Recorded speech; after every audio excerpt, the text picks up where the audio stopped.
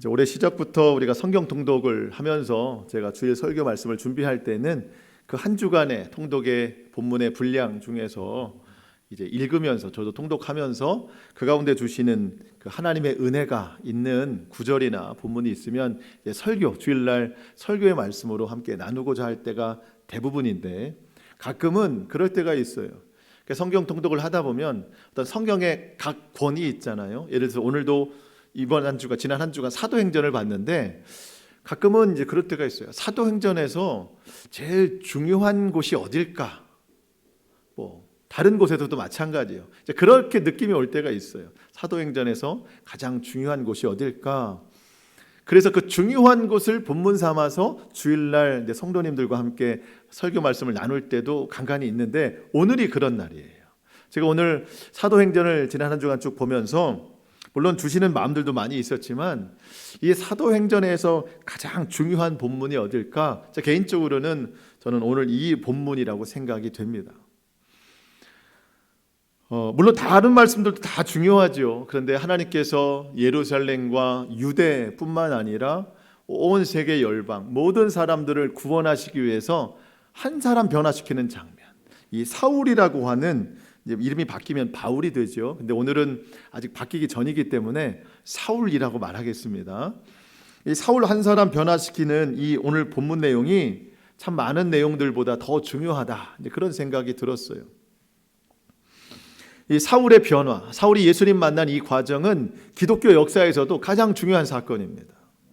마찬가지로 여러분, 우리 인생에 있어서 가장 중요한 사건은 예수님 만난 사건이에요. 그것이 우리 인생의 가장 중요한 일입니다.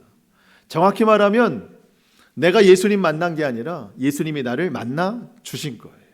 오늘도 예수님이 사울을 찾아가셨어요. 그래서 사울이 예수님을 만날 수 있었던 것처럼 주님이 나를 찾아오셔서 그 주님을 만나게 하신 이 사건이 우리 인생 가운데 가장 큰 일입니다. 예수님을 만나는 그 만남 자체도 너무 중요하지만 더 중요한 것은 예수님과의 만남 이후에 그 삶이 어떻게 변화되었는가, 사실은 그게 더 중요합니다. 우리는 지난 2주간 동안 예수님을 만난 사람들, 그리고 그 사람들의 예수님 만난 이후에 변화된 과정들에 대해서 말씀을 나눈 적이 있어요. 먼저 2주 전에는 누가복음 19장에 나오는 삭개오를 우리가 알아봤습니다. 삭개오. 예수님께서 삭개오를 만나셨어요. 예수님을 만난 삭개오는 즉시 자기가 죄인이라는 것을 깨닫고 주님 앞에 회개를 했습니다. 그러면서 그동안 불의한 것으로 재물을 채웠던 많은 것들에 대해서 4배로 갚거나 아니면 가난한 자들에게 자기 재물을 나누어 주는, 그러니까 믿음만 거듭난 것이 아니라 그의 삶과 행동, 이 모든 것들도 거듭났음을 그것으로 증명을 해보였죠. 예수님 만난 결과예요. 우리가 지난주에 요한복음 4장 사마리아 성 여인을 만나본 적이 있습니다. 함께 말씀을 나눴어요. 예수님이 그 여인을 찾아가셨죠. 그동안 감추고 또 감췄던 자기의 죄가 있었습니다. 아무에게도 드러내고 싶지 않았는데 예수님을 만나고 나니 그 죄가 다 드러나게 됐어요. 오히려 드러나고 용서함 받으니 이제는 자유함을 얻게 됐어요. 그리고 그 마음속에 한 가지 풀리지 않는 영적인 것이 있었는데 우리가 아까도 말씀드렸지만 도대체 어디서 예배를 해야 하나님이 기뻐하실까? 예배의 장소에 관해서 굉장한 관심을 가졌지요. 그런데 예수님을 만난 후에 장소가 문제가 아니라 오직 하나님을 예배하는 자는 영과 진리로 예배해야 된다. 그 진리를 깨닫고 예배한 결과 영이 회복이 됐어요. 그 뒤로는 삶이 변화됐어요. 그 전까지는 한 사람도 만나고 싶지 않아서 사람이 다니지 않는 정오 12시에 물을 기르러 갔었는데 이제는 그 물동이를 버려두고 그 성읍에 많은 사람들이 있는 곳에 뛰어 달려 들어가서 예수님을 전하는 사람이 되었습니다. 예수님 만난 사람들은 다 변해요. 오늘 사울도 마찬가지예요. 사울은 지금 자기가 하고 있는 일이 하나님의 뜻이라고 생각했어요. 그 뜻이 뭘까 했더니 예수님 믿는 사람들을 붙잡아다가 결박해서 죽이거나 감옥에 가두는 일, 그것이 하나님의 뜻, 하나님의 의라고 생각했어요. 그런데 나중 되고 보니 하나님의 의가 아니라 다 자기 의로 해낸 거예요. 예수님을 만났습니다. 사울이 예수님 만났어요. 그가 변했습니다. 오늘 본문이 사도행전 9장인데 이제 10장 넘어가고 그 다음부터는 이제 사울의 바뀐 이름 바울, 이 바울의 이야기가 대부분 다 이루어지고 있습니다. 변화된 삶이 다 기록이 되고 있어요. 사도행전 다음부터가 로마서죠. 로마서부터 시작되는 모든 서신서, 저 뒤에 빌레몬서까지 많은 분량을 그 변화된 바울이 다 기록한 거예요. 한 사람 변화되니까 이처럼 놀라운 역사가 일어나더라는 겁니다. 우리는 이 그 사울, 변화된 바울, 이 사울의 회심의 사건에 대해서는 우리가 잘 알아요. 근데 우리가 회심된 사건에 대해서는 잘 몰라요. 내가 예수님 만나고 무엇이 얼마나 변화됐는지 그것에 대해서는 잘 알지 못해요.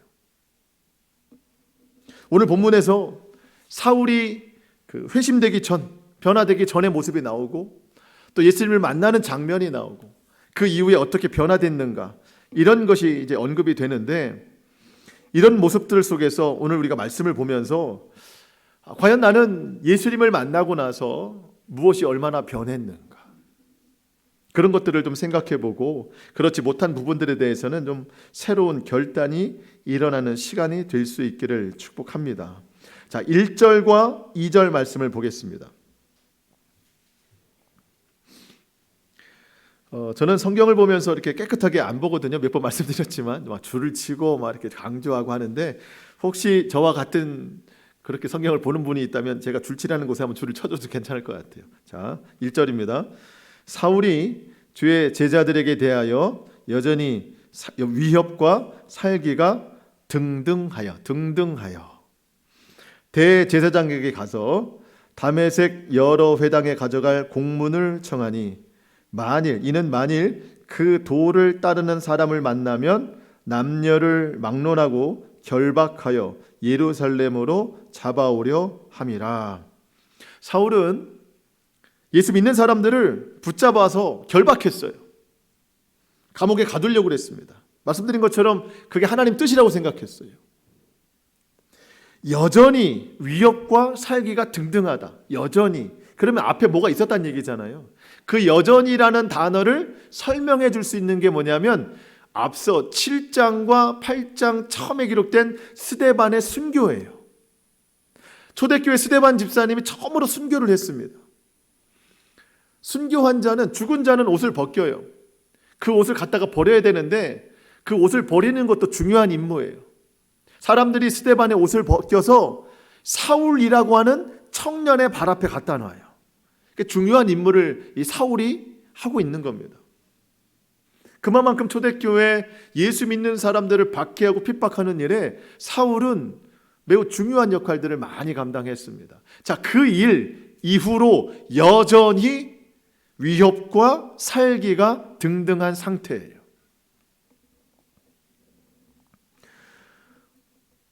지금도 그 도를 따르는 사람들, 예수님 믿는 사람들을 붙잡으러 가기 위해서 허락된 공문을 지금 청하러 가고 있습니다. 여러분, 사울은 하나님 말씀에 능통한 사람이에요. 율법을 거의 다 아는 사람입니다. 지키고 살았던 사람입니다. 그런데 문제는 율법에만 머무르고 있다는 거예요. 율법을 지나 신약에 나오는 하나님께서 예수 그리스도를 왜 보내주셨는지 그 뜻까지 헤아려야 되는데, 하나님의 말씀을 잘 안다 하지만 알지 못하는 사람이라는 거예요. 그렇기 때문에 그 결과가 지금 하나님 뜻이라고 하지만 자기 뜻대로 하고 있고, 하나님 보내신 메시아를 지금 박해하고 있는 그런 어리석음을 범하고 있는 겁니다.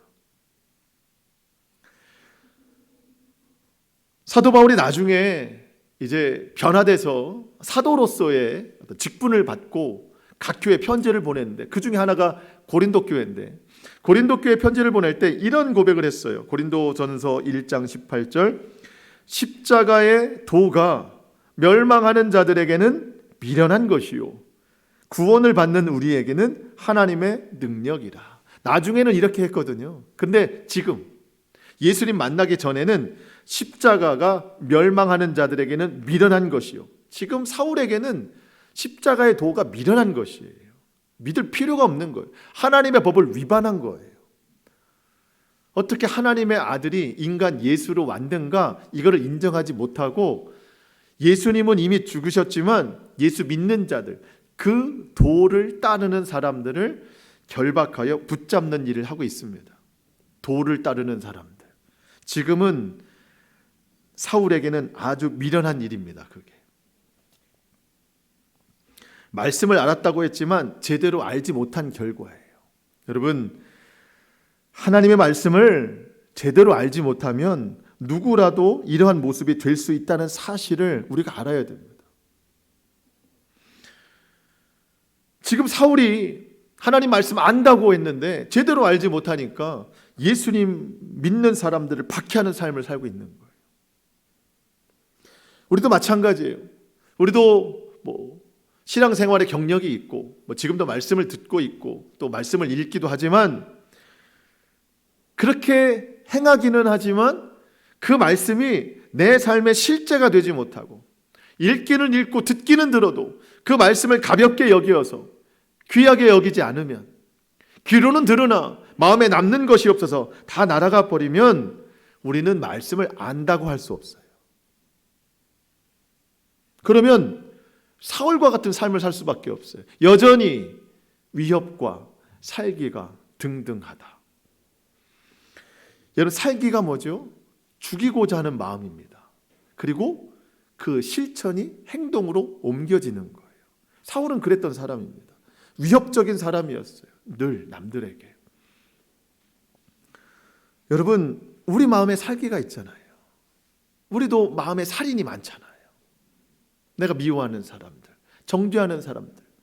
내 손으로 살인을 하지 않지만 내 마음으로 이미 많은 사람들을 죽이는 그런 살기가 등등한 삶을 내가 살고 있는 것은 하나님의 말씀을 가볍게 여기기 때문입니다. 하나님의 말씀을 제대로 알지 못하기 때문이에요.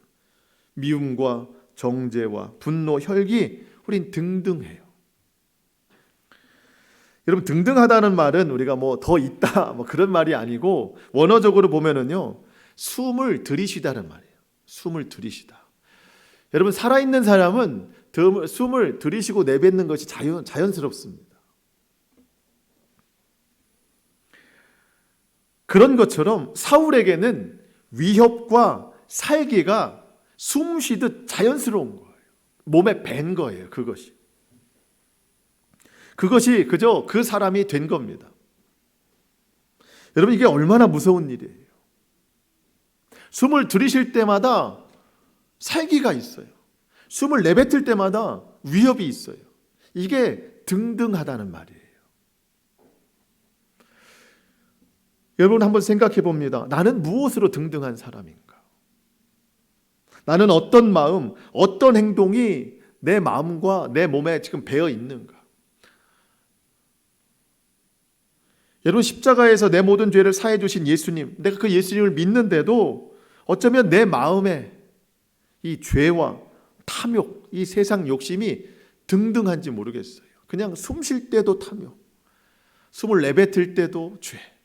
이 죄가 너무 몸에 배어 있는 인생인지 모르겠어요. 때로는 음란과 정욕이 너무 등등한 인생일 수도 있어요. 세상 즐거움, 세상 자랑, 이것이 내 몸에 너무 배어 있어서 하나님보다 더 높은 위치에 있지는 않은가. 여러분, 이게 등등하다는 뜻입니다. 오늘 그 잘못된 등등함을 내려놓게 하시기 위해서 예수님 오늘 우리를 찾아오셨어요. 여러분, 더 이상 우리가 악하고 음란한 것들이 나의 등등함이 되면 안 됩니다. 살기와 위협이 등등하면 안 되는 것처럼 오늘도 이 말씀 가운데 우리 주님이 빛으로 찾아오셨어요. 내 마음의 어둠을 분명히 비추실 줄 믿습니다. 성령님은 소멸하시는 불이에요. 태우시는 불입니다. 성령님께서 오늘 우리 마음에 악하고 더러운 등등한 것들을 다 태우시는 역사가 일어날 수 있기를 소망합니다.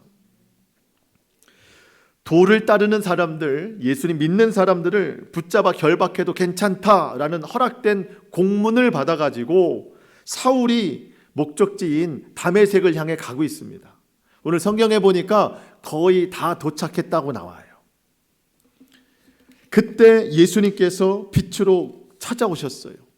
여러분, 빛은 보통 밝게 하는 거잖아요. 앞을 볼 수 있게 하는 건데 오늘 성경의 빛은 어둡게 하는 빛이에요. 너무 밝아서 눈이 시려서 앞을 볼 수가 없을 정도로 그렇게 하시는 이유가 있어요. 3절 말씀 보겠습니다.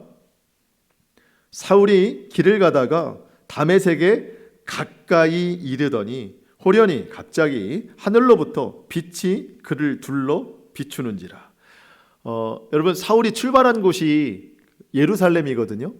예루살렘에서 이 다메섹까지는 대략 240km 정도 된대요. 여러분, 240km 가실 수 있겠어요? 걸어서? 당시만 해도 뭐 최소 4일에서 6일 정도 어떤 교통수단을 한다고 해도 꽤 먼 거리입니다. 다메섹에 도착할 때쯤입니다. 그러니까 240km를 걸어온 거예요. 어쨌든 먼 거리를 온 겁니다. 얼마나 피곤해요. 여러분, 그렇잖아요.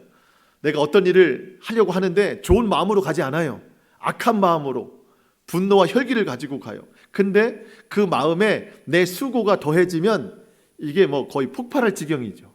도착할 때쯤 되면은요, 마치 격투기 선수가 링 위에 올라가기 전에 그 마음에 막 어떤 기세, 싸움의 기세를 막 끌어올립니다. 막 그래가지고 코치진이 막 이상한 말 폭언도 하고 막 때리기도 하고. 왜 그래요? 가서 싸워라. 이제 그 기세 가지고 싸워라. 지금 사울이 다메섹에 도착한 때가 이제 그런 때입니다. 거의 뭐 마음의 위협과 살기가 최고조에 올라왔는데 지금 그때 주님이 찾아오셨어요. 빛으로 찾아오셨습니다. 너무 강한 빛이에요. 앞을 볼 수가 없어요. 사울의 눈을 어둡게 하셨습니다. 뒷부분에 나오지만 사울은 그 후로 3일 동안 앞을 보지 못했어요. 스스로 걸어갈 수가 없어서 사람들을 의지할 수밖에 없었습니다. 무슨 의미일까요? 하나님의 뜻을 알지 못한 채 자신의 의를 위해서 지금 그렇게 살아가는 것이 얼마나 마치 창조되기 전의 세상 모습처럼 혼돈과 공허와 흑암의 인생인지, 지금 그렇게 가고 있는 것이 얼마나 흑암의 인생이고 공허하고 어둠의 인생인지를 한번 잘 봐라. 눈으로 세상을 보지 말고 마음을 봐라. 지금 네 인생이 어디로 가고 있는지 그 마음을 봐라. 그래서 그 빛으로 눈을 어둡게 하시고 마음을 비추셨어요. 마음을 봐라. 여러분, 예수님께서 오늘 저는 이 말씀으로 저와 여러분의 마음을 비추신다고 생각합니다. 우리 인생도 혼돈과 공허와 흑암이에요. 여러분, 열심히 살아가시잖아요. 정말 열심히 살아가시는데 인생이 허무해요. 공허함이 있죠. 혼돈과 흑암은 늘 내 머리를 꽉 채우고 있어요. 늘 복잡해요.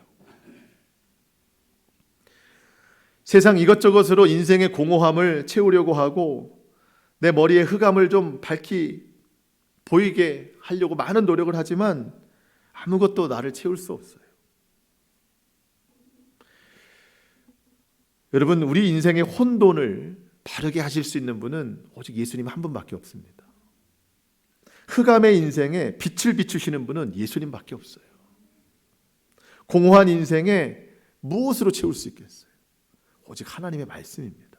말씀이 채워지면 공허함이 사라지더라고요. 여러분, 사울은 예수님 만나기 전에는 사람 붙잡는 게 일이었어요. 그게 만족이었어요. 하나님의 뜻이라고 생각했는데 내가 한 사람, 두 사람 붙잡고 결박하는 것이 내 기쁨이요, 내 만족이 된 거예요. 그게 상급이라고 생각이 된 거예요. 사람 붙잡고 붙들고 결박할 때에. 그랬는데 나중 되니까 깨달았어요. 예수님께 붙잡히는 게 행복이다. 예수님께 결박당하는 것이 오히려 인생의 만족이요, 기쁨이다. 여러분, 나는 오늘 행복을 위해서, 만족을 위해서 뭘 그렇게 자꾸 붙들려고 할까요? 이 세상의 것 아무리 붙잡으려고 해도 붙잡아도 그것 때문에 행복이 오진 않는데, 나는 오늘 그 인생을 쫓기 위해서 내가 오늘도 달려가고 있는 다메섹은 어디인가요? 요즘 내가 자주 찾아가고 내 발걸음이 향하는 내 만족을 위한 다메섹은 어디인가를 생각해 봐요. 여러분, 거꾸로 예수님께 결박당하니까 행복한 거예요. 예수님께 구속당하니까 자유가 있는 거예요. 예수님께 붙잡히니까 기쁨이 있고 의지가 있는 거예요. 진정한 기쁨은 거기에서 오더라는 겁니다. 여러분, 빛이신 그 하나님의 말씀이 없으면 우리는 계속해서 어두운 곳만을 향해 나갈 수밖에 없습니다. 오늘 주님이 그 말씀으로 우리의 마음을 비추고 계십니다. 여전히 내 인생의 만족을 위해서 걸어가고 있는 그 다메섹, 그 발걸음을 멈추게 하시는 거예요. 오직 주님만 나의 만족이라고 말씀하십니다. 여러분, 오늘 내 인생은 어디로 가고 있습니까? 잘 분별할 수 있기를 소망합니다. 예수님께서 너무 강한 빛에 엎드러진 사울을 부르십니다. 4절 말씀. 땅에 엎드러져 들음에 소리가 있어 이르되 사울아 사울아 내가 어찌하여 나를 박해하느냐 하시거늘. 여러분, 예수님의 이 음성이 오늘 우리 가운데도 들려질 수 있기를 소망합니다. 사울아 사울아 어찌하여 네가 나를 박해하느냐. 오늘 우리의 이름이 여기에 들어가야 되는 거예요. 여러분, 다메섹에 가까이 이르렀을 때, 아까도 말씀드렸지만 모든 그 혈기, 분노, 죽이고자 하는 살기, 이것이 가장 최고조에 올라갔을 그때 주님이 사울의 이름을 부르시는 거예요. 마찬가지예요. 오늘 저와 여러분의 이름을 예수님이 부르신다면 오늘 나의 죄악이, 오늘 나의 욕심과 불신앙, 불순종이 거의 끝을 향해 다다랐다는 거예요. 그때 나를 부르시는 거예요. 오늘 부르심이 마땅한 거예요. 나를 살리시기 위해서. 여러분, 예수님은 누구도 포기하지 아니하십니다. 대표적인 인물이 사울이잖아요. 여러분, 이 성경 당시에 예수님 구원에서 가장 먼 사람이라고 하면 누굴까요? 저는 이 사울이라고 생각합니다. 아까도 말씀드렸잖아요. 예수님 믿는 자들에 있어서 가장 큰 박해를 줬던 사람이 이 사울이거든요. 그 사람도 예수님 만나셨어요. 그 사람도 예수님께서 구원하여 주셨습니다. 예수님은 절대로 저와 여러분을 포기하지 아니하십니다. 나만 포기하지 않으면 주님의 구원의 손길은 변함이 없어요. 여러분, 절대 주님 포기하지 마세요. 주님은 포기하지 아니하십니다. 오늘 내 모습이 굉장히 부끄럽고 구원에 합당한 삶을 살지 못하는 또 그러한 일주일의 삶을 살아왔을지라도 그래도 우리가 이렇게 앉아있는 게 복이에요. 이렇게 앉아서 하나님 앞에 회개하는 게 얼마나 큰 축복인지 모릅니다. 하나님께서 사울을 부르셨어요. 구원으로 초청하셨습니다. 그의 삶을 변화시켰어요. 그는 가장 강력한 박해자였는데 가장 강력한 위대한 전도자로 바꿔주셨습니다. 주님이 왜 우리를 부르실까요? 우리를 용서하시고 우리를 구원하시기 위해서도 부르시지만 저와 여러분을 사용하고 싶은 거예요. 나는 내가 박해하는 예수라. 예수님께서 십자가에 피 흘리심으로 나의 모든 죄를 다 대속해 주셨는데 나는 여전히 예수님을 십자가에 못 박고 있어요. 나는 여전히 예수님을 박해하고 있습니다. 지난 한 주간 동안 삶을 뒤돌아보면 예수님께 기쁨이 된 일들이 별로 기억이 나지 않아요. 나의 모든 마음과 말과 행동의 죄로 인하여서 여전히 예수님의 손과 발에 피가 흘리는 모습을 우리는 볼 수밖에 없어요. 그럼에도 불구하고 주님은 나를 찾아오셔서 우리의 이름을 부르시고 구원의 길로 인도하십니다. 죄인된 나의 모든 삶을 바꾸어서 선하게 사용하시고자 우리를 부르십니다. 여러분, 저와 여러분이 더 이상 예수님을 박해하는 인생이 되지 않기를 소망합니다. 예수님을 더 이상 십자가에 못 박는 인생이 되지 않기를 소망합니다. 오늘 주님이 저와 여러분을 필요로 하신대요. 무슨 일에 어떻게 쓰일 수 있는지는 알지 못해요. 하지만 예수님 그 십자가 지시기 위해서 예루살렘 들어가실 때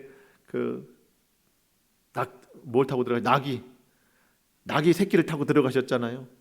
주가 쓰시겠다 하라. 누가 물어보면 주가 쓰시겠다 하라. 예. 오늘 주님이 우리를 쓰시겠다고 하면 기꺼이 내어드리는 순종이 우리 가운데 있어야 되겠습니다. 예수님께서 사울을 만나셨잖아요. 사울이 예수님을 보고 놀랐어요. 앞을 볼 수가 없어요. 충격받았어요. 그런데 전 놀라운 것이 뭐냐면 사울이 예수님을 만나고 철푸덕 주저앉았는데 예수님께서 그 사울을 계속해서 다메섹으로 들어가라는 거예요. 들어가라는 거, 계속해서 가라는 거예요. 6절 말씀, 너는 일어나 시내로 들어가라. 다메섹으로 가란 얘기예요. 가면 내가 행할 것을 내게 이를 자가 있느니라 하시니, 사울에게 지금까지 일어난 이 과정에 대해서 설명해 줄 사람이 그 시내로 들어가면 있더라. 10절에 보니까 그가 아나니아라고 하는 사람이거든요.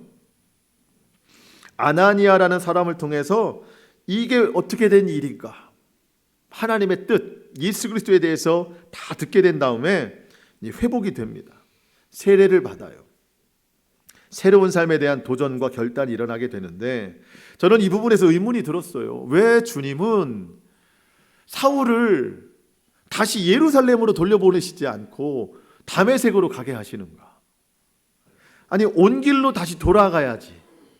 근데 왜 이 위협과 혈기가, 사기가 등등한 그 마음으로 가려고 했던 다메섹, 굳이 가지 않아도 되는 그곳에 가게 하시는가에 대한 의문이 들었습니다. 여러분, 이 다메섹은요, 여전히 사울에 대한 두려움이 있어요. 지금 왜 그곳으로 가게 하셨을까? 우리는 여기서 우리의 적용 부분에 대해서 생각해 볼 수 있거든요. 그게 뭐냐면 바로 세상을 변화시키기 위해서는 내가 먼저 변화되어야 된다는 겁니다. 사울이 들어가는 다메섹은 그냥 그대로예요. 거긴 그냥 그대로입니다. 사울만 변했어요.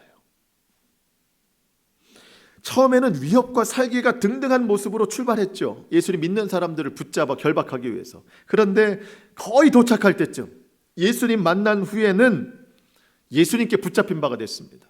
너무 강한 빛에 앞을 볼 수가 없어요. 성경에 보니까, 9절에 보니까 그 뒤로 3일 동안 보지도 못하고 먹지도 못하고 마시지도 못하고 그냥 신음신음 앓고 있는 거예요. 아무것도 못해요. 그러면서 그 3일 동안 무슨 생각했겠어요? 내가 본 이 광경은 무엇인가? 내가 들은 음성은 무엇인가? 그것에 대해서 세상을 보지 않고 마음을 보는 이게 3일 동안, 마치 예수님 십자가에 달려 죽으신 후 무덤에 3일 갇히신 것처럼 이 부활을 위해서는 이 3일 동안의 그 고뇌의 시간이 필요했던 거죠. 자기 자신을 보는 거예요. 이 3일 동안 생각이 바뀌어요. 사울의 생각이 바뀌면서 또 하나 바뀐 게 뭐냐면 다메섹에 대한 생각이 바뀌어요. 처음에는 사람들을 죽이려고 갔지만 이제는 거기 있는 사람들에 대해서 예수님을 전하러 가야 되겠다.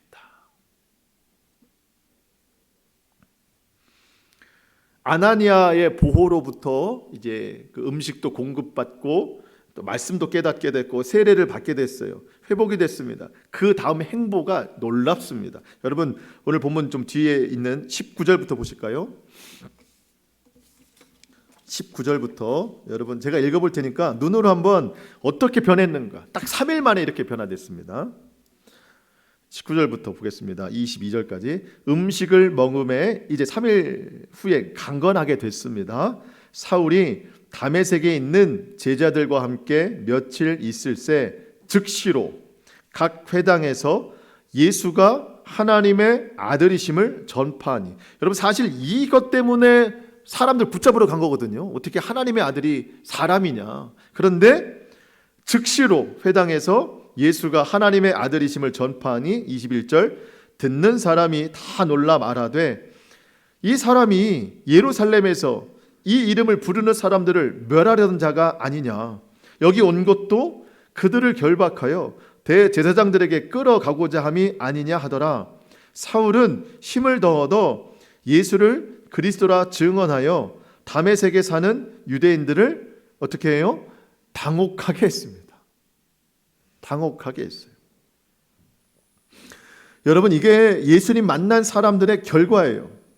예수님은 사울을 다시 예루살렘으로 돌아가라고 하지 않으셨습니다.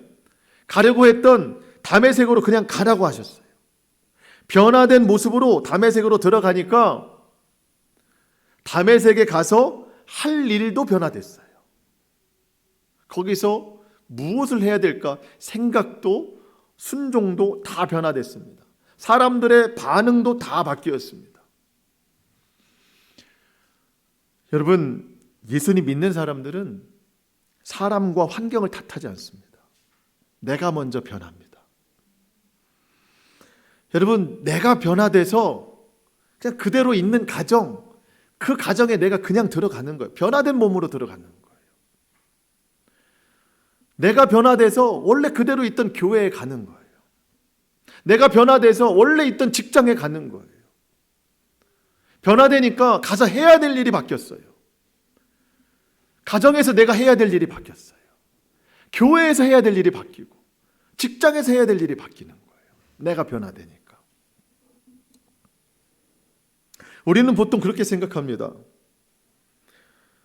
다른 사람이 달라지기 전에는 나는 절대 변하지 않겠다. 다른 사람 탓을 하는 것이죠. 여러분, 그런 생각 버려야 됩니다. 내가 변하고 싶어도 변하지 못하는 것은 내 상황과 환경 때문이라는 여러 가지 이유들도 우리는 다 내려놔야 됩니다. 여러분, 내가 변하지 못하는 것은요, 이유는 한 가지예요. 내 속에 내 의가 너무 가득하기 때문입니다.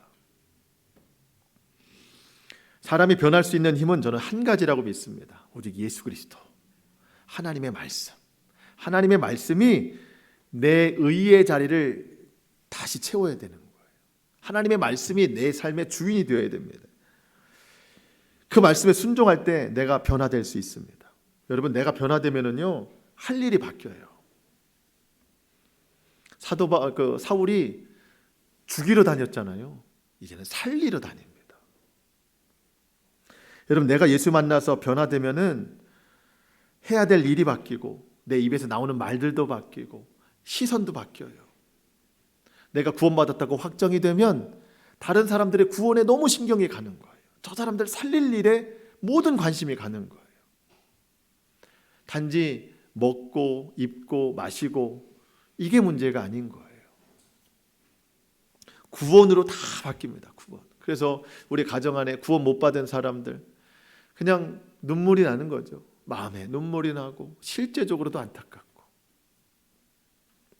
내 주변에 많은 사람들, 예수님 믿지 않는 사람들이 있다면 눈물이 나는 거예요. 얼마 전에, 한 일주일 전에 제 교회 혼자 있는데 여자 두 분이 찾아오셨어요. 여러분, 여자들 두 분이 다니시면 뭐죠? 이단들이시죠. 이단들. 네. 연세 드신 분과 젊으신 분이 찾아오셨어요. 원래는 제가 말을 잘 하지 않습니다. 근데 그날따라 교회에 혼자 너무 오래 있었는지 말이 하고 싶어서 물어봤어요. 딱 보니까 저한테 건네는 종이 쪽지를 보니까 딱 봐도 아는 이단입니다. 그러면서 내가 알고 있는 이단의 이름이 아니라 영어로 막 써놨어요. 모를까 봐. 그래서 저는 딱 알아보고 그냥 보낼까 하다가 여기서 주장하는 건 뭐죠? 여기서 말씀하는 건 뭔가요? 라고 물어봤어요. 그러니까 이분들이 약간 좀 멋쩍더라고요.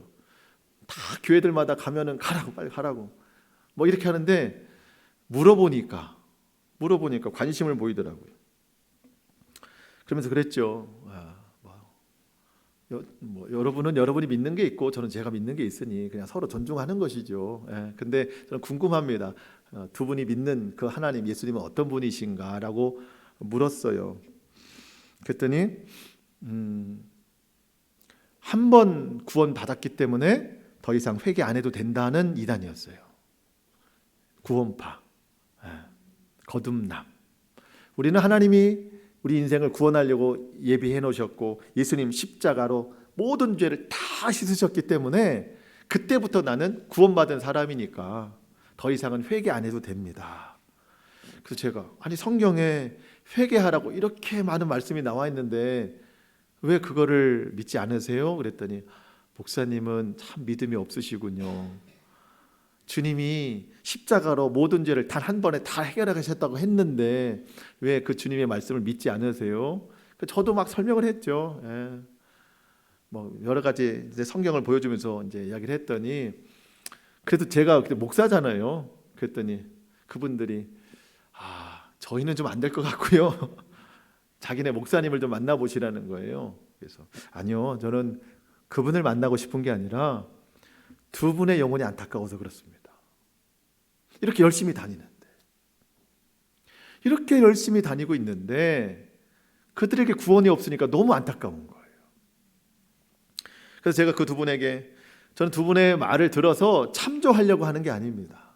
두 분의 말도 들어봐야 제 말을 좀 들을 수 있을 것 같아서. 그래서 제가 전하는 복음, 그래서 두 분이 인생의 어느 날 한 시점이라도 왜 그때 그 목사님이 했던 말이 기억이 나지?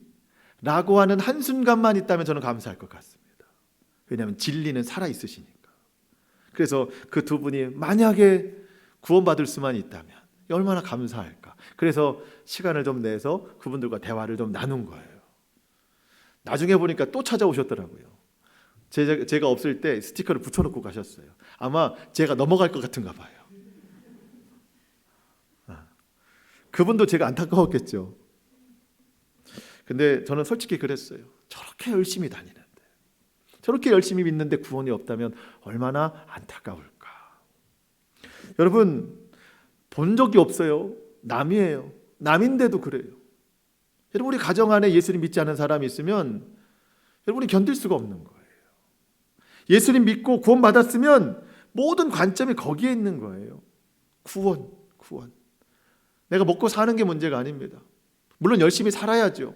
하지만 거기에만 매진되어 있느라고 내 가족의 구원 놓치고 내 주변의 사람 구원 놓치면은 이건 정말 하나님 말씀 제대로 이해하지 못한 사람이에요.